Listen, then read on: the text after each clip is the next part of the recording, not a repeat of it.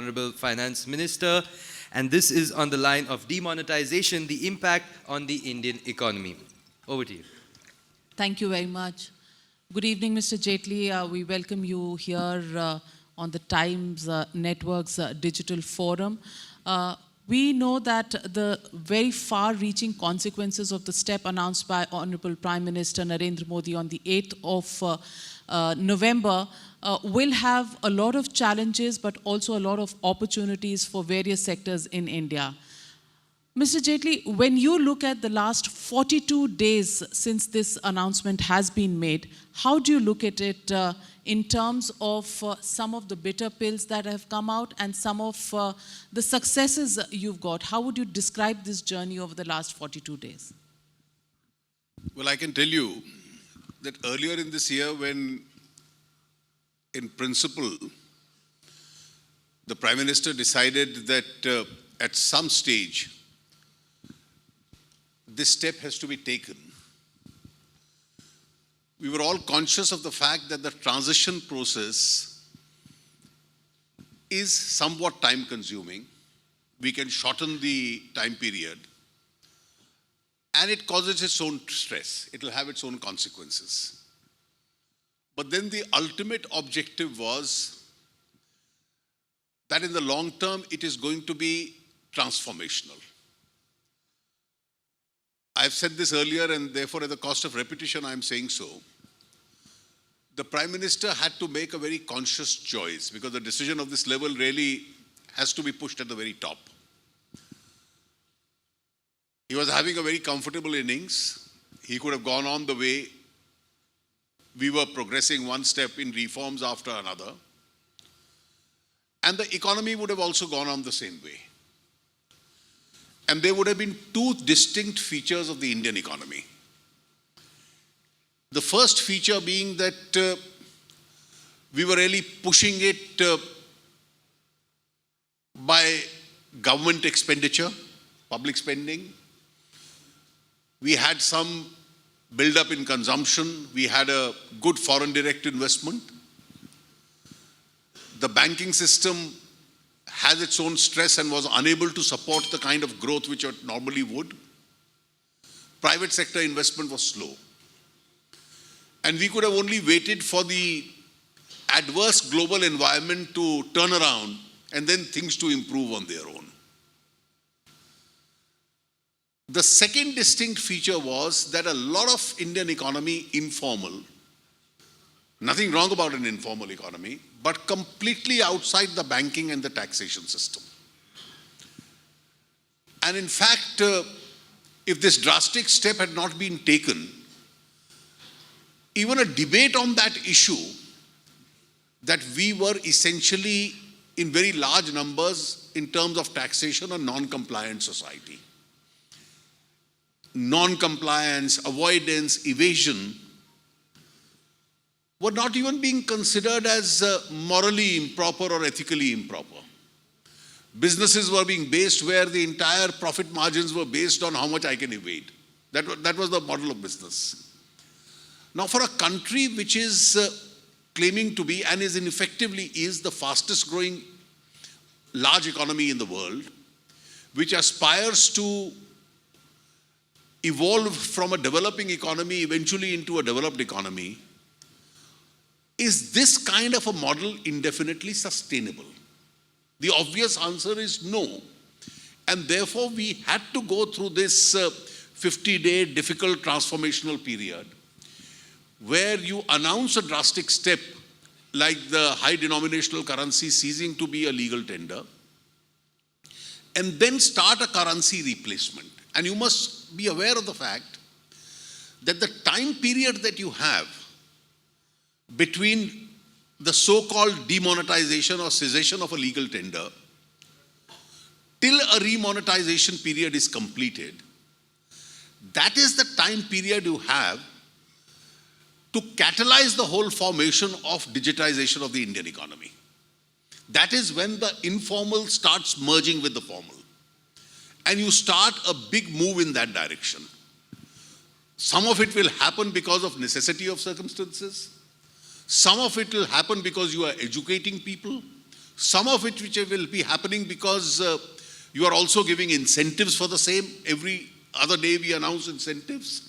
And therefore this whole movement of so many 100%, this particular mode of digital transformation in the economy is taking place. It's difficult, but I can tell you one lesson that I have learned as far as economic reforms is concerned, that you must always have a long-term stamina to sustain it.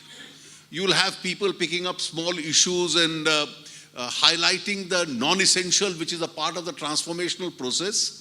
You must address those issues if you can, but not allow those issues to derail your main focus. That at the end of the day, the history is not going to record the pain that people felt. History is going to record who left these footprints behind in order to transform Indian economy. The most painful process that India ever witnessed was the Indian independence.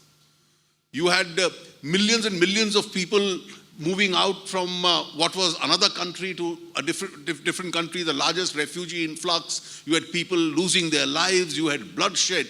And at the end of the day, history records 15th August 1947 as the most historic day in our history, because you got independence because of that day. And therefore, there are pains which are felt when a major transformation like this takes place. You can retract, and if you retract, you get caught between two stools, and that's something I don't think the present government is ever going to do that. Mr. Jaitley, were you surprised? Did you anticipate, or are you completely disappointed with the political reaction that you got to the remonetization announcement of the Prime Minister? I am both disappointed and at times even delighted.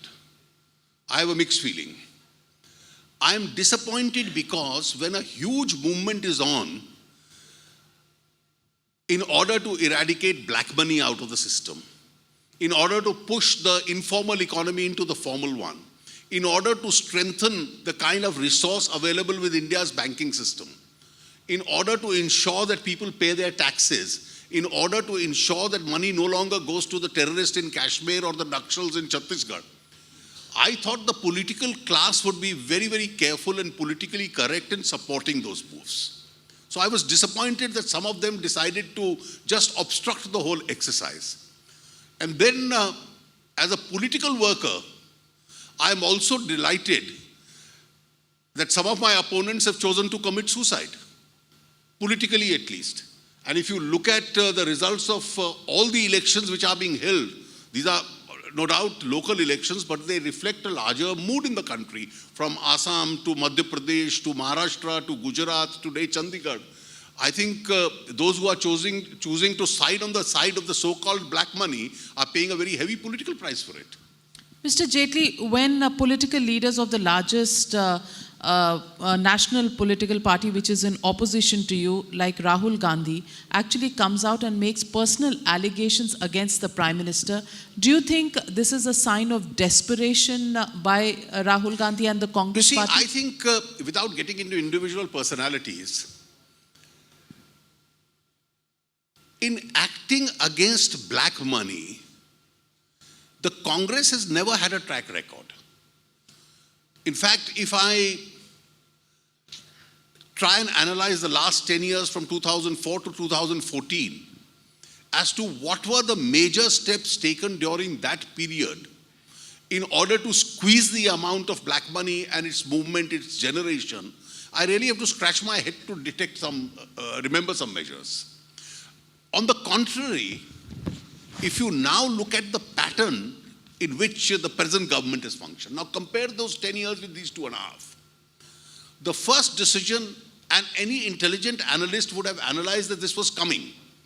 The first decision was that within 3 days of formation of the government, the first decision of the cabinet was, we agree to the SIT suggested by the Supreme Court.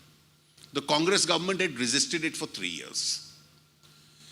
We then came out with a strong anti-black money law, which was for assets held abroad. We give you a chance to declare it. If you don't declare it, you are going to be prosecuted. And it's a stiff prosecution and a stiff penalty. We then started engaging with the rest of the world, G20, the PATCA law with the United States, the treaty with Switzerland, so that real-time information about foreign accounts starts coming. And I can tell you, as 2017 and 18 approach, real-time information is going to come about people who have not made a declaration. Since 1997, this country had decided to renew and revise the double taxation treaty with Mauritius. So you have Mauritius, Cyprus, and Singapore. Now these also became really routes for round-tripping of money, local money going out and then coming back by that route, and therefore avoiding tax. We took a stand. Singapore stands revised, Cyprus stands revised, and I can tell you I'm sorry, Mauritius got revised, Cyprus got revised, and now Singapore, we are at almost the final stages of wanting to revise that. Something is likely to happen in near future. International cooperation. We then came out with this, the Benami law, that if you hold property in the names of others, it's a criminal offense and you lose that property. We then came out with an IDS scheme, and it was not like the VDIS of 1997, where the effective rate of taxation was only 8%. Because much that Congress may boast of that 97 scheme, in 1997 they said the value of the asset will be taken as of 1987. And therefore, by undervaluing the asset, instead of 30%, the effective rate of taxation became 8%. Most of the people who declared under the VDIS of 1997 were either housewives or minor children. Not real money, but people started declaring gold jewelry in backdate. People started declaring immovable property at the 10-year-old values. That was the kind of a sham scheme. Now we came out with an IDS with a 45% tax. And then the logical stand was, and if you now link it to our first decision, that we must have financial inclusion, the Janadhan accounts, the JAM Trinity. All this was intended in the direction of increasing financial inclusion, because ultimately the step would be the digitization of the economy, and that would be achieved by demonetization or a similar exercise with regard to the high denominational notes. Now, each one of these steps in the last 2.5 years, and then for somebody to say, what have you done with regard to black money? And those who had a zero track record from 2004 to 2014 asking this question. Your predecessor, Mr. P. Chidambaram, has called the entire remonetization exercise a calamity which has brought indescribable pain, and he's called it the biggest scam of the year. How do you respond? You see, scams are what 2G was. Scams were what the coal block discretionary allocation was. Scam was what happened during the Commonwealth Games. Now, taking a decisive action against black money merely because the process is painful doesn't mean a scam. I think Mr. Chidambaram and I would love to differ with him in our definition of scams. Because he didn't see what happened during that period as a scam, and he sees that action against black money as a scam. I'm sorry, I would like to disagree with that definition of scam. Somebody like the former Prime Minister, who's also known to be a well-known economist, Prime Minister Dr. Manmohan Singh, called the entire exercise a monumental mismanagement. But what is more important, he also talked about the fact that this would shave off 2% from the GDP growth. Now, does that worry you, Mr. Finance Minister? Well, I can only tell you that on basic principles, we must realize the following. At a time where the global economy has not been doing well, India stood out as a bright spot, growing at about 7.6%, 7.5%. And therefore, India had the confidence to go and take decisive steps. Now, some of these steps, particularly the cessation of legal tender, the currency step, is termed as disruptive in the sense that during the remonetization period, there would be a cash crunch, and therefore the demand itself would fall. It's a legitimate viewpoint. This can happen. But then, as you go beyond that period, and that period is not going to be very long, because I must say, every day since the 8th of November, the Reserve Bank is systematically putting liquidity into the market through the banking system, through the post office system, through the banking correspondence. And every day they make sure that the entire infrastructure across this country is fed.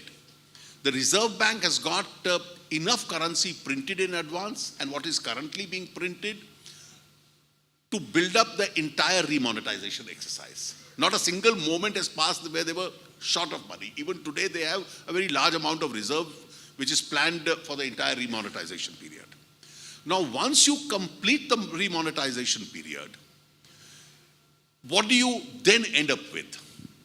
You end up with a situation where the banks will have more money to lend, something which the banks didn't have.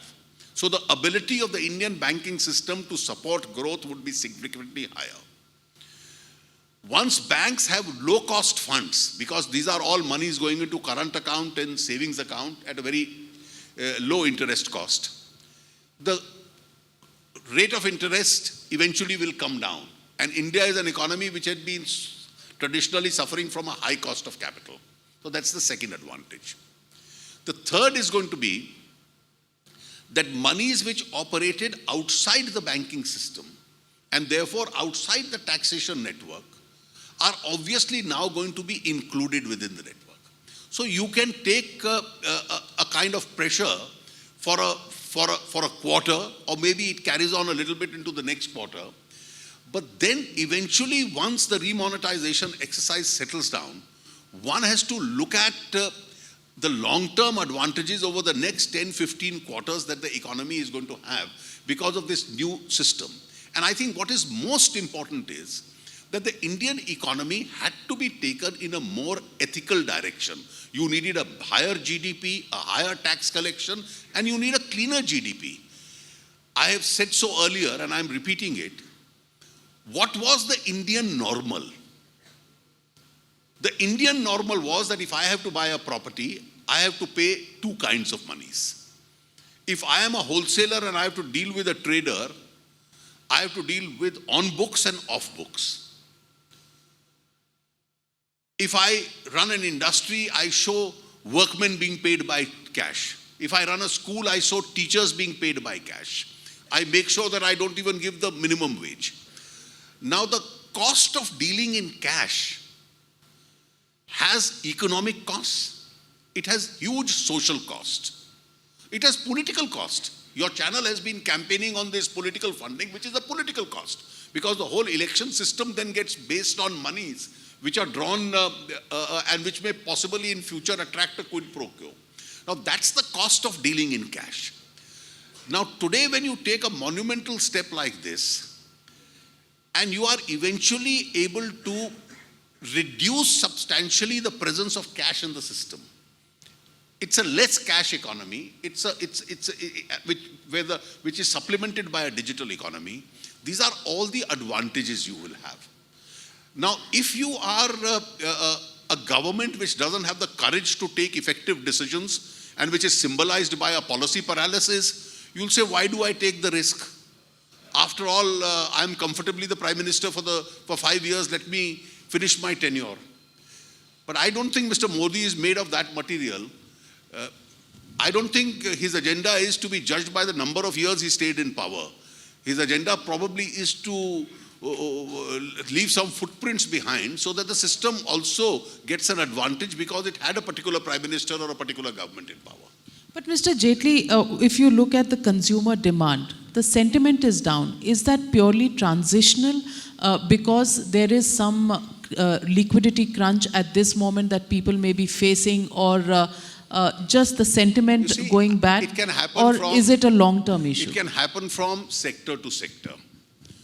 Now, exaggerated reporting doesn't change the basis. For instance, the Rabi sowing. Now, we look at the rural area. Now, what should have been impacted is the sowing for the next crop season, which is the Rabi season. The Rabi sowing is more than last year. Today, I read an article in the newspaper saying air traffic has increased in the month of November. So these are sectors where it would have increased. Obviously, there are also sectors where people would defer purchases.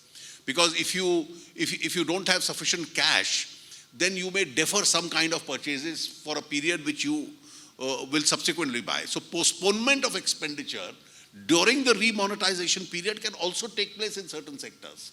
And that postponed expenditure is bound to come back into the system. And once the remonetization is completed, the amount of currency available plus whatever is the digital impact, I think will add to the size of the economy. But there are some sectors like the leather sector, the textile sector, the tea gardens, where there are problems as far as the cash availability is concerned and also as far as demand is also concerned. Problem in some of these sectors is that even those operating those sectors, the owners, were too used to the old normal. They have to now adjust to the new normal. For instance, in tea garden, it was a very cozy relationship with the tea workers' unions in between. Everybody insisting that everyone must be paid by cash. So the decision came to them as a surprise. The Assam government intervened. And in the first month, they got over the crisis by saying the company will make all the cash available as far as the collector is concerned and he'll pay the workmen. And now most of them have gone on and started opening bank accounts. In Gujarat, you had lakhs of people supplying milk under the Amul dairy. Now, in the very first month itself, for each milk suppliers, they opened the bank accounts. So that's the advantage of going digital as to why should in regular course of business, whether it's a milk supplier or a tea garden labor or a plantation labor, why should the industry not insisted on paying him by the digital or the check mode? Mr. Jaitley, in the short term, and as Jagdish Bhagwati called it, maybe even transitional issues could also lead to some amount of job losses. Is that something that you had factored into your... I think what should be emphasized is there could be, depending on different sectors, sectoral impacts. But those sectoral impacts, as I said, contrary to the kind of duration being mentioned for remonetization, is highly exaggerated. As it is, as I speak to you today, the Reserve Bank for this week and the next week, they have abundant plans to pump in so much money into the system that it's going to be in a very short period of time till they are able to complete the entire remonetization process. It's not going to take the kind of period which critics of this move have been mentioning.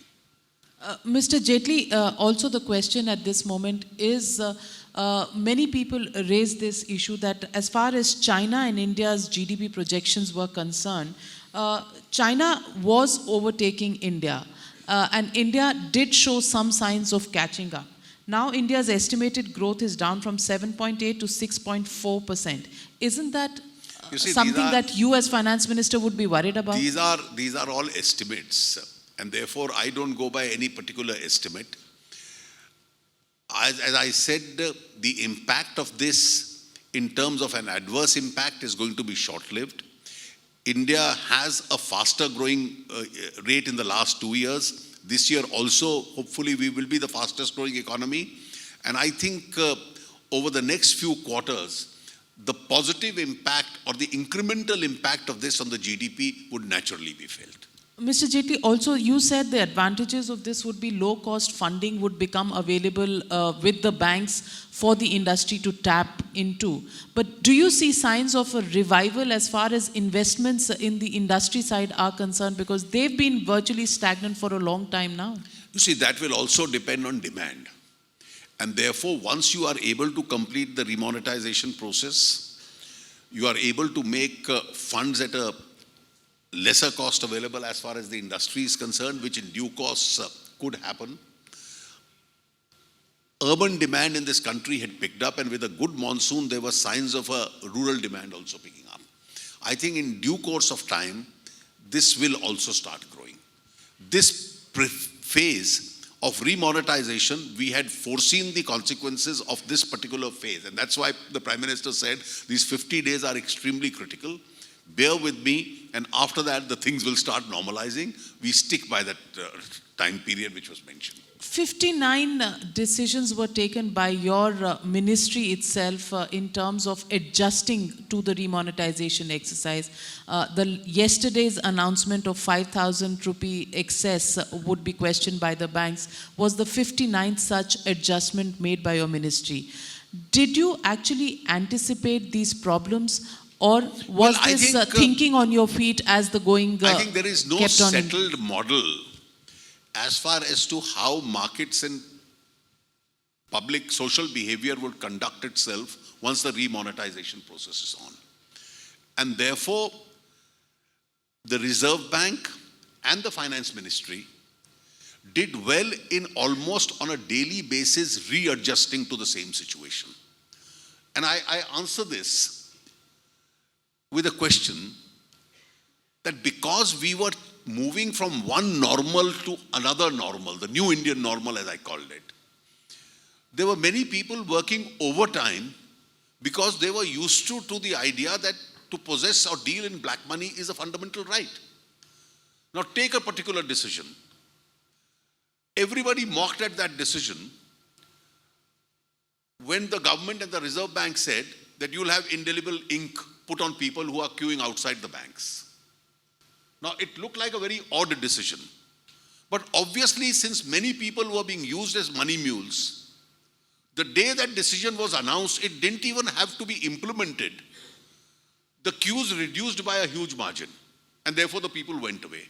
Now, was it unfair for the government or the Reserve Bank to come out with that decision? Or alternatively, today, as I said, there are no exemptions. As long as there were exemptions at petrol pumps or railway tickets or the medical stores or the government hospitals, then there was a possibility of a person earning in old currency. So he could go and deposit it. Now for the last 5 days, there are absolutely no exemptions in operation. Today a man can't deal or earn in old money. So is it unfair for the Reserve Bank to say, well, whatever you have, please go and deposit in one go. If you come every day and start depositing a fresh amount, then this raises doubts in my mind as to where are you getting this currency every day. Now, ultimately, I regret the fact that many people, without understanding that this was an anti-money laundering decision, started ridiculing the decision. And today, if you said it, was it unreasonable for the bank to say that today there is no scope for earning old currency? All exemptions are phased out. Whatever you have, please go and deposit it. Why do you want to come every day and crowd around the bank? Now, what's wrong with a decision like this? It's a fairly reasonable decision.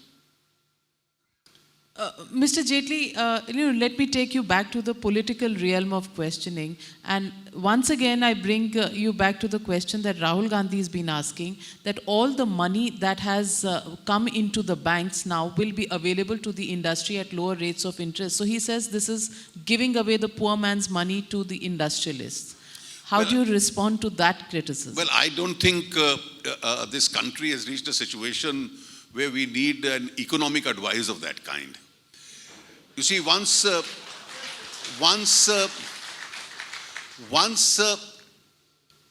money comes into the banking system, where is the money going to be spent? Once more taxes come with the government, where is the money going to be spent?